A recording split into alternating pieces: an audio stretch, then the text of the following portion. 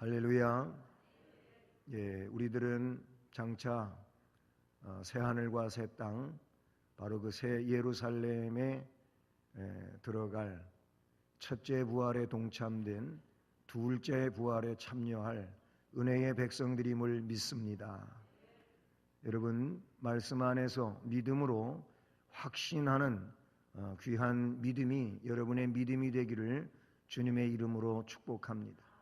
세상의 그 어떤 것과도 비교되지 않는 바로 이 하나님의 성, 새 예루살렘, 거기에 저도 여러분도 들어갈 것이며 그 성을 거니는 복된 백성이 될 줄로 믿습니다.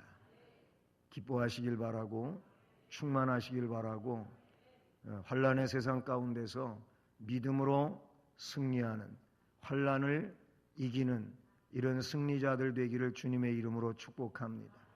별난 환난이 다 있지만 이 환난 오직 성령 안에서 말씀으로 이기는 인내하는 믿음 되시기를 주님의 이름으로 축복합니다.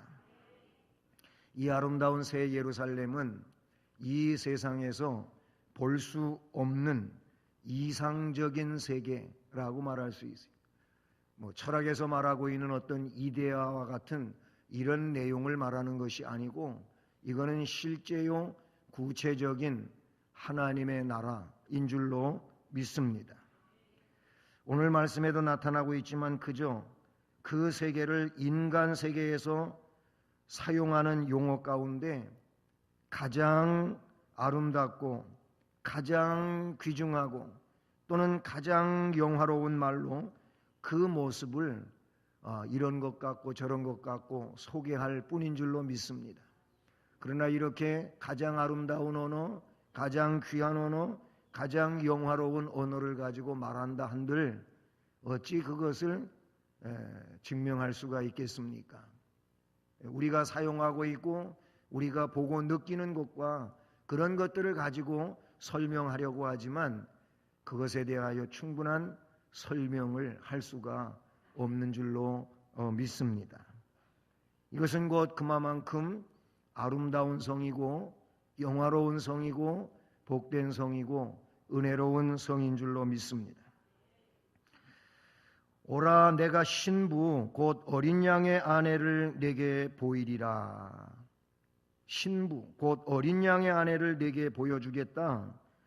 그렇게 말씀하시고 또 하나님께로부터 하늘에서 내려오는 거룩한 성 새 예루살렘을 보이니 이렇게 말씀하고 있는데 이것은 천국을 나타내고 있는 표현들이고 7 대접을 가지고 마지막 7 재앙을 담은 7 천사 중 하나가 천국을 소개하고 있는 그런 내용인 줄로 믿습니다.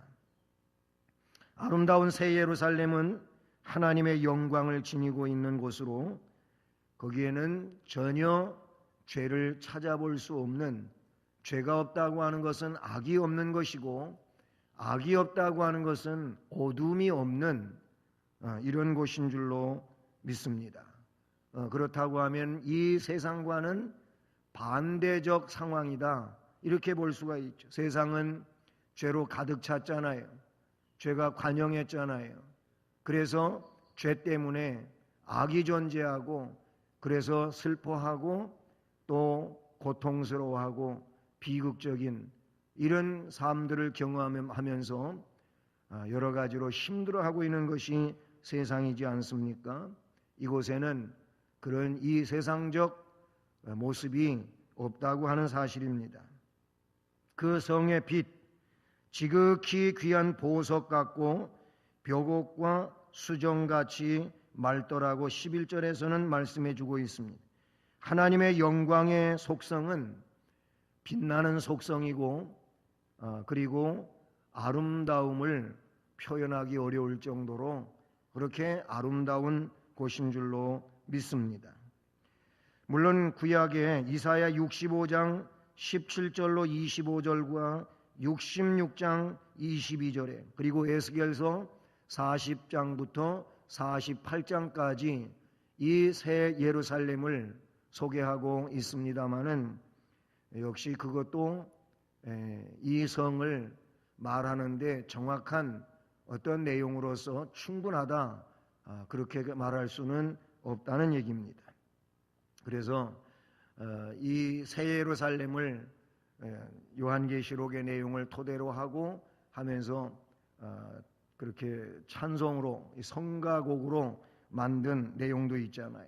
그 중에 일부를 보면은 예루살렘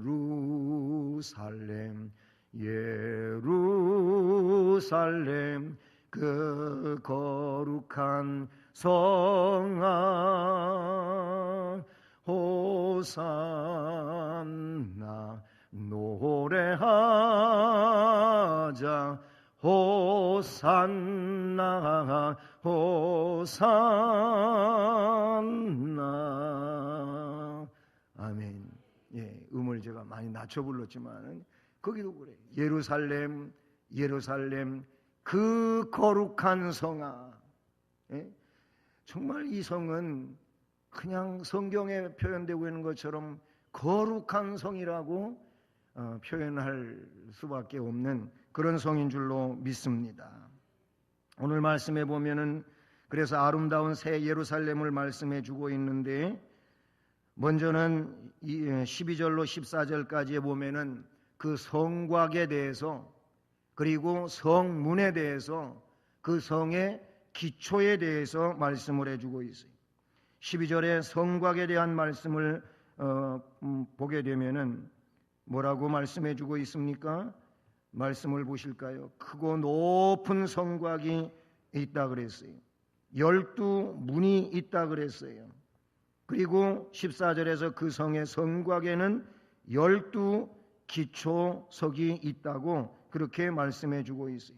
먼저 그 성곽에 대하여 이야기할 때에는 크고 높은 성곽이라고 말씀해 주고 있습니다.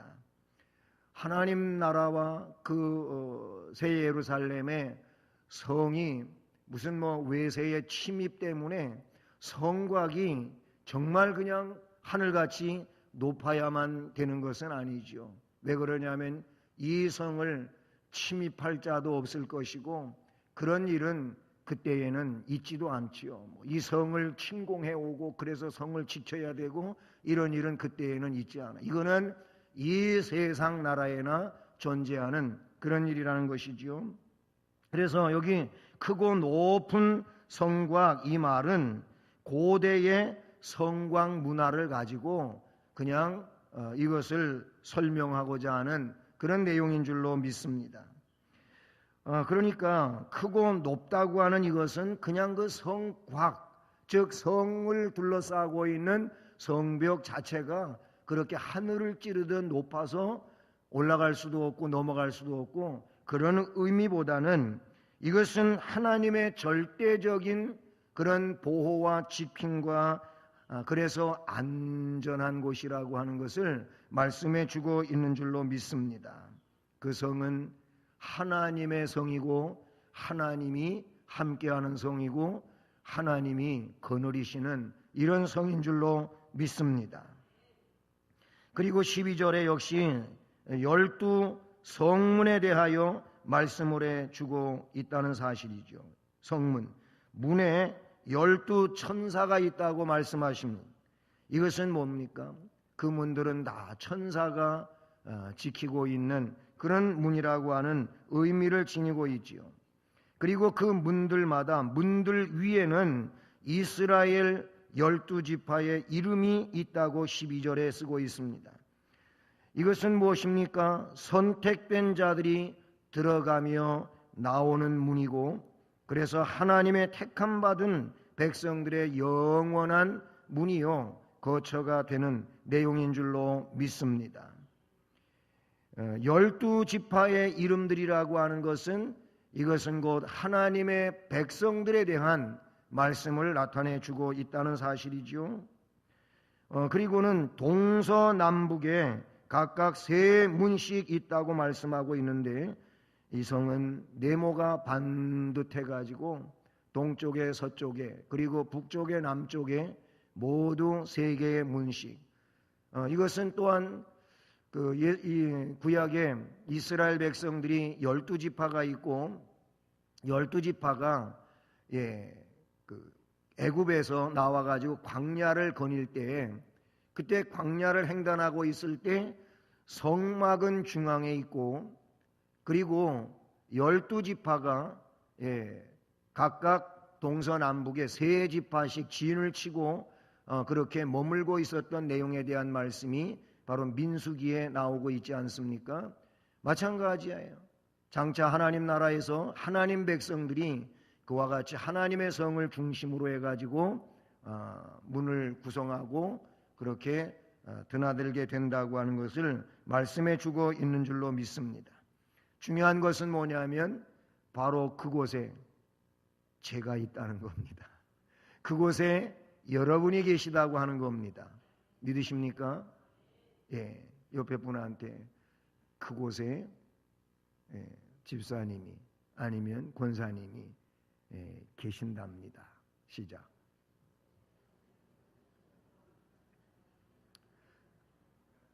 확실히 확신하시고 말씀하시는 거지 해라 그러니까 하는 건지 모르겠어요. 여러분, 우리는 예수 안에서 이 믿음 갖고 바로 이 하나님의 나라를 생각하며 이 땅 위에서 환난을 이기고, 그리고 우리에게 주어진 이 십자가를 지고 믿음으로 하루를 살고 또 하루를 살고 주님 오심을 그렇게 소망하며 기다리는 백성이 되어야 할 줄로 믿습니다. 그 성의 기초에 대한 말씀이 14절에 나오고 있는데 12기초석이라고 말하고 있어요. 12기초석, 12지파 혹은 12사도 이런 내용들을 이야기하고, 12사도는요 신앙의 기초가 돼요. 베드로 사도가 마태복음 16장에서 예수님이 너희들은 나를 누구라고 하느냐라고 할 때 베드로가 신앙 고백하지요. 시몬이 신앙 고백을 해요. 주는 그리스도시요 살아계신 하나님의 아들이십니다. 이 고백을 예수님이 그 고백을 들으시고, 이 고백은 너의 혈육의 부친인 아버지가 알려준 것이 아니라는 거예요. 육적으로 알게 된 것이 아니고 하늘 아버지가 이것을 알게 해주셔서 고백하게 했다. 그러면서 이것이 복 있는 고백이라고 했고, 이 고백은 반석이라 그랬어요. 반석은 뭐냐면 커다란 바위를 말하는 거예요. 커다란 바위. 그래서 이게 베드로, 페트로스, 페트라. 요르단에 가면은 페트라가 있잖아요. 페트라가 있는데 여기가 굉장히 멋있는 옛날 하나의 왕국의 성이었어요.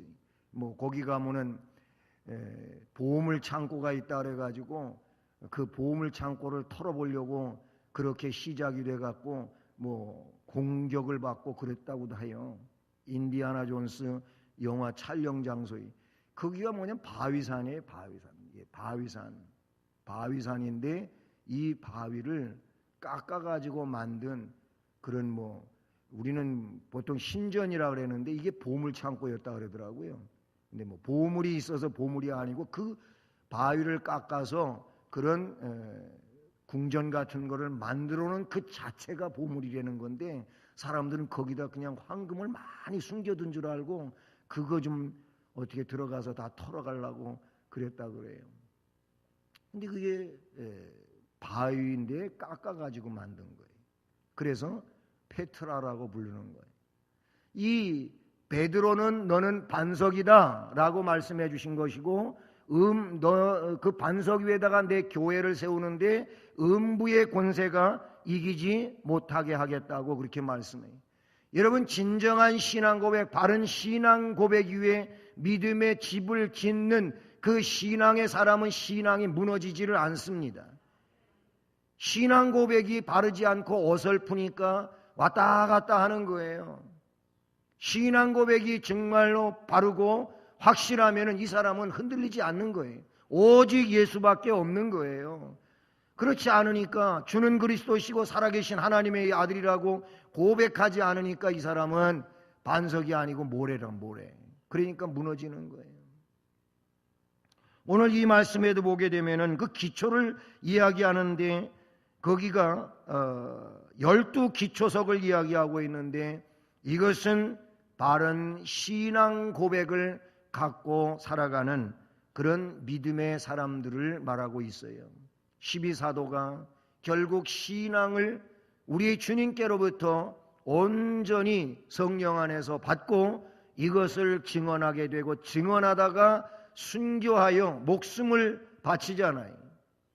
그러니까 목숨을 바치면서까지 복음을 증언하는 이 사도들이야말로 바른 신앙 아닙니까? 거기에서부터 복음은 전해지고 그리고 교회들이 세워지고 그래서 모여진 그 교회들이 결국 지상에 존재하며 하나님의 나라를 이루어가는 그런 충만한 하나님의 역사가 있게 된 줄로 믿습니다. 거기 보면 어린 양의 12사도의 12 이름이 있더라 라고 14절에 기록하고 있어요.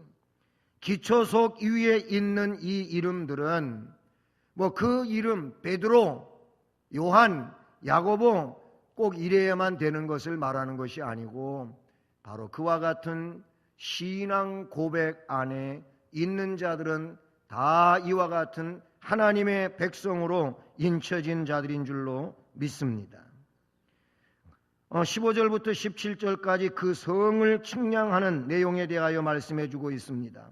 15절에 보면 내게 말하는 자가 그 성과 그 문들과 성곽을 측량하려고 금 갈대자를 가졌더라. 천사가 금 갈대로 측량을 한다는 것을 말씀을 해주고 있습니다. 그러면서 16절에 그 성은 네모가 반듯하여 정사각형이라 그런 얘기죠. 길이와 너비가 같은지라 그 갈대자로 그 성을 측량하니 12,000 스다디온이요 길이와 너비와 높이가 같더라. 아멘. 12,000 스다디온이라고 했는데 12,000 문자적으로도 웅장하다고 볼 수 있지만은 여기에 대하여는 상징성을 가지고 있는 것이며 12라고 하는 수는 택함을 상징하고 있는 수. 그러므로 12,000도 12의 만수를 이야기한다. 그런 얘기인 것이죠. 그리고 그 성곽을 측량함에 144 규빗이니 사람의 측량, 곧 천사의 측량이라고 17절에 말씀하고 있어요. 1규빗은 45cm라고 그렇게 우리가 이제 해석하게 되는데요.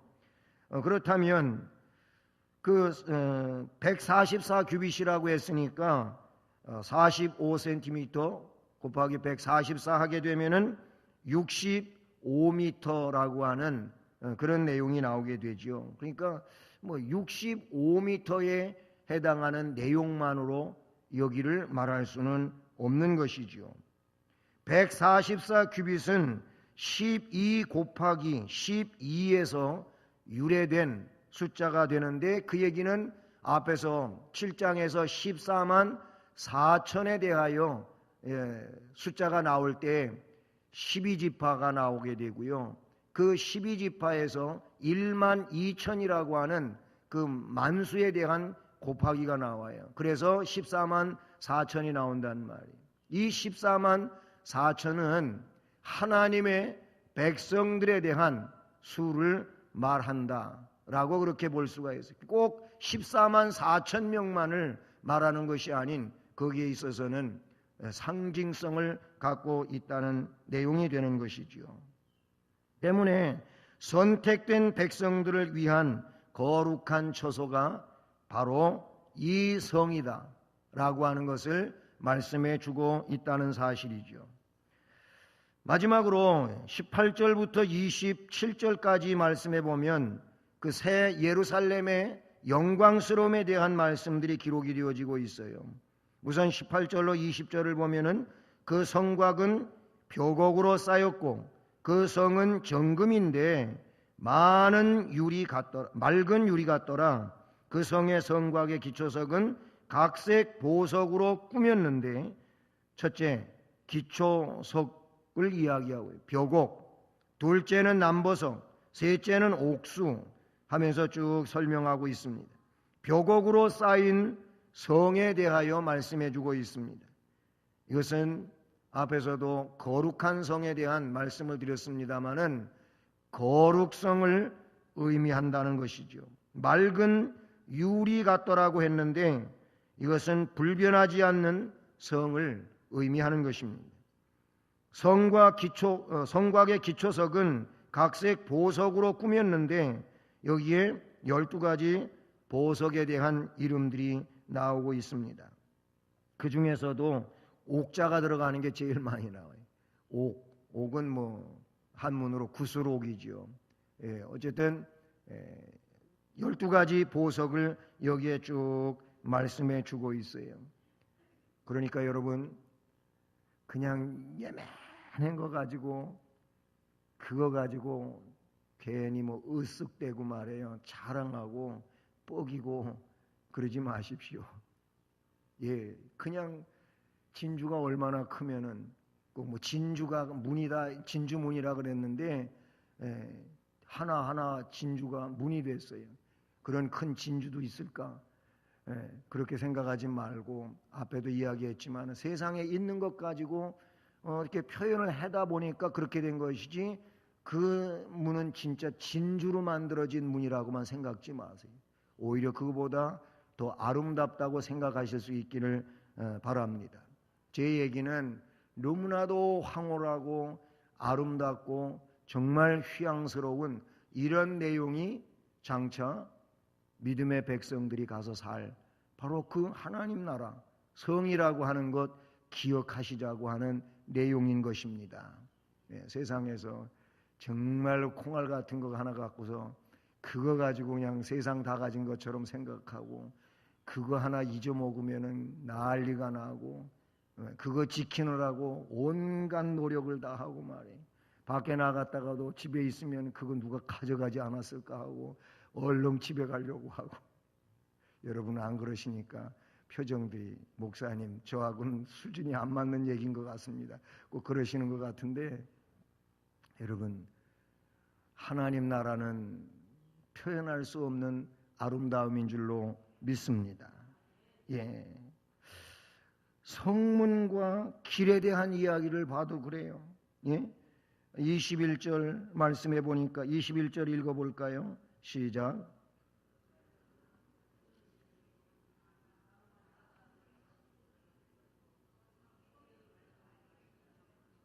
아멘.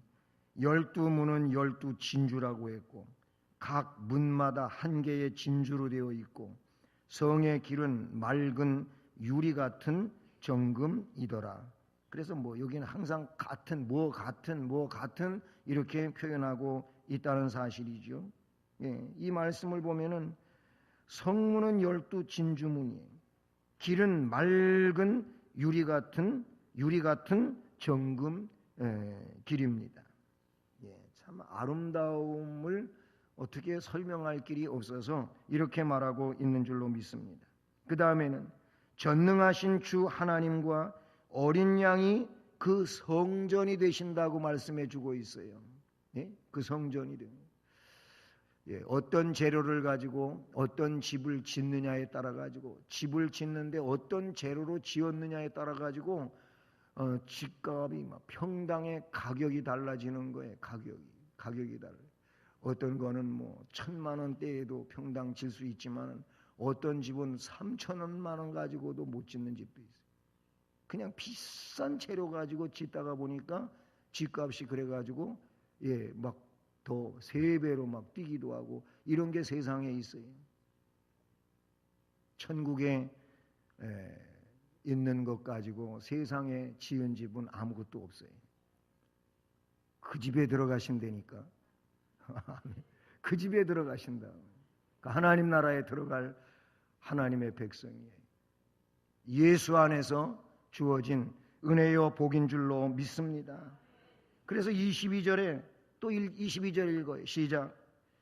성 안에서 내가 성전을 보지 못하였으니 이는 주 하나님 곧 전능하신 이와 및 어린 양이 그 성전이심이라. 아멘. 그 성 안에 핵심이 뭐겠어요? 성전이에요. 성전. 믿음의 백성들의 중심이 뭐예요? 교회예요. 여러분, 여러분의 중심이 교회라고 믿어지셔야 됩니다. 그렇게 인정하셔야 됩니다. 여러분의 집이 중심이 아니에요. 하나님의 백성은 교회가 중심이어야 되는 거예요. 그래서 구약시대에는 성막이 중심이었어요. 성전이 중심이었어요. 그래서 교회들 중에 이런 그 표현을 갖고 있는 교회도 있잖아요. 뭐 중심에 대한 이야기, 하나님 중심. 그 다음에 뭐예요? 말씀 중심. 또 하나 뭐 있어요? 교회 중심. 이런 얘기가 있잖아요. 하나님 중심이어야 되고, 말씀이 중심이 돼야 되고, 교회가 중심이 돼야 된다는, 이런 교회가 중심이 된다고 하는 것, 말씀이 중심이 된다고 하는 것, 하나님이 중심이 된다고 하는 것은 사람이 만든 게 아니고 이미 성경에 다 나와 있는 내용이거든요. 하나님 백성들은 그러니까 이 중심의 내용을 잘 믿어야 되고 그렇게 지켜야 될 줄로 믿습니다. 우리가 하나님 중심이에요. 구약에 그랬듯 신약에도 그래야 되는 거예요. 장차 역시 성전이 중심이에요. 그 천성의 중심이 뭐냐면은 성전인데 22절의 성전을 어떻게 설명해요? 성 안에는 내가 성전을 보지를 못했다 그래요. 성 안에서 성전을 보지 못. 이게 무슨 얘기예요? 그런데 왜 못 봤냐면은 이런 성전이 아니라는 거죠. 거기에는 뭐가 성전이에요?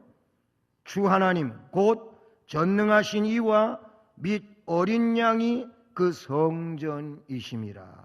아멘. 이렇게 말씀해 주고 있어요. 하나님과 즉 전능하신 하나님과 및 어린 양이 성전이 되신다고 하는 이것은 바로 그곳의 중심은 하나님이시고 우리의 구세주이신 예수 그리스도이신 줄로 믿습니다. 더 이상 이런 건물로서의 성전이 그곳에 존재할 필요가 없다는 것이죠. 그리고 여섯 번째로는 그 성전의 영광은 해와 달의 비침이 쓸데가 없어요. 이 세상처럼 해가 필요하고 달이 필요하고 그런 빛이 필요하지가 않다는 것인데 23절 다시 읽어봐요. 23절로 24절 시작. 그 성은 해나 달의 비침이 쓸데없으니 이는 하나님의 영광이 비치고 어린 양이 그 등불이 되심이라. 만국이 그 빛 가운데로 다니고 땅의 왕들이 자기 영광을 가지고 그리로 들어가리라. 아멘. 하나님의 영광이 빛으로 존재하는 거예요. 그것이 빛 자체가 된다는 것이 하나님의 영광이 비치고 어린 양이 그 등불이 되신다고 말씀. 그것 때문에 그곳에는 해가 존재할 이유도 없는 거예요. 달이 필요한 것이 아니라고 하는 것을 말씀하고 있는 것은 그것은 그만큼 하나님의 영광으로서 가득 찬 그리고 충만한 그런 곳인 것이죠. 일곱 번째로는 거기는 밤이 없고 언제나 문이 열려있는 곳이라고 말씀해 주고 있어요. 그래서 25절에 낮에 성문들을 도무지 닫지 아니하리니 거기에는 밤이 없음이라. 여러분 밤은요, 밤은 뭐예요? 어둠이고 어둠. 또 이것은 어둠만을 이야기하는 것이 밤은 악을 말하는 거예요. 악의 세력이에요. 거기에는 그런 것이 필요가 없습니다. 거기서는 오직 하나님의 영광으로 통치되어지는 은혜로운 곳이기 때문에 그렇습니다. 그리고 26절에 사람들이 만국의 영광과 존귀를 가지고 들어오는 성이라고 말씀해 주고 있습니다. 만국의 영광, 존귀를 가지고 그리로 들어가겠고 거기에는 진정 의가 있고 그리고 자유가 있는, 그래서 어떤 압제나 그리고 통제나 그래서 구속을 당하고 어려워지는 이런 일은 존재하지 않는 곳이라는 사실이죠. 참으로 복된 곳인 줄로 믿습니다. 마지막으로 이 성에 들어올 수 있는 자와 들어올 수 없는 자에 대하여 다시 한번 말씀을 해주고 있어요. 이미 앞에서 그 내용은 6절, 7절, 8절에서도 말씀해 주셨던 내용인데요. 27절 읽어보겠습니다. 시작.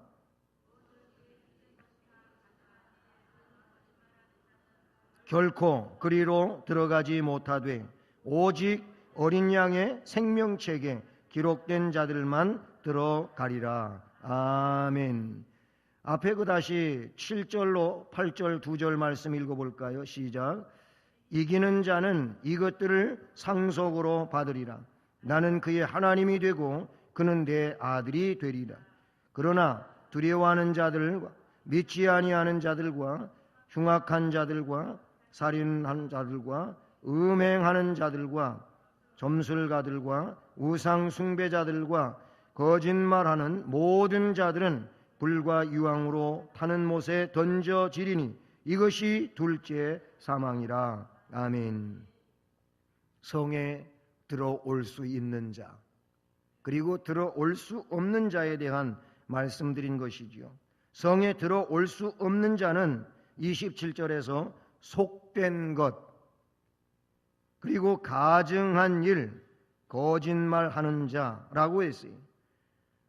앞에 8절에서 이것에 대한 확대로서 좀 더 여러 가지를 이야기하는데 두려워하는 자, 믿지 아니하는 자, 흉악한 자, 살인자, 음행자, 점술가, 우상 숭배자들, 거짓말하는 모든 자들 이런 이들은 여기에 들어갈 수가 없습니다. 못 들어갑니다. 그러니까 우리는 믿음 안에서 말씀을 따라 또 성령의 역사하심 속에 오직 바른 신앙인으로 살아가야 될 줄로 믿습니다. 성에 들어올 수 있는 자는 오직 어린 양의 생명책에 기록된 자들 뿐이라고 말씀해 주고 있습니다. 그건 지난 시간에 이기는 자가 되라고 했고 이 어떤 자들이 이기는 자인가에 대해서 계시록 2장, 3장의 7교회 이기는 자에게 주어지는 그 복에 대하여 말씀을 드리면서 우리는 이기는 자가 되어야 된다고 말씀을 드렸습니다. 오직 믿음으로 이길 수 있기를 바랍니다. 오직 말씀으로 이길 수 있기를 바랍니다. 신앙의 정로를 갈 수 있기를 바랍니다. 우리의 힘으로 하는 것이 아니고 성령의 역사와 감동 속에서 하는 일임을 기억하고 그래서 우리에게 성령이 오셨고 성령으로 충만하기를 사모하며 그렇게 살라고 말씀해 주시는 줄로 믿습니다. 우리 이런 은혜 안에서 살아가는 믿음의 사람들이 되고 이 세상 가운데에서도 천국을 누리는 은혜가 있기를 바라는 것입니다. 여러분의 심령이 천국 되기를 바라고 여러분의 가정이 천국 되기를 바라고 여러분의 교회와 그리고 일터가 천국의 모습이 되기를 주님의 이름으로 축복합니다.